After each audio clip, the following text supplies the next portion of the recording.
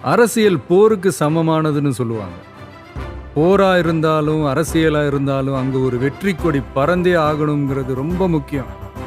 அதனாலதான் கொடினாலே வீரத்துக்கும் வெற்றிக்கும் குறியீடா மாறி இருக்குது. நம்ம கட்சி கொடியை பத்தி யோசிச்சப்ப நமக்கு என்னெல்லாம் தோணுச்சுங்கிறத உங்ககிட்ட பகிர்ந்துக்கத்தான் இந்த பதிவு. நம்ம கொடியில மேலையும் கீழையும் இருக்கிறது அடர் ரத்த சிவப்பு நிறம், அதாவது மெரூன் கலர். பொதுவாகவே சிவப்பு நிறம் புரட்சியின் குறியீடு. அந்த கேட்டகரியில வர மெரூன் கலர் எல்லாரோட கவனத்தையும் பளிச்சுன்னு ஈஸியா ஈர்க்கிற ஒரு நிறம்.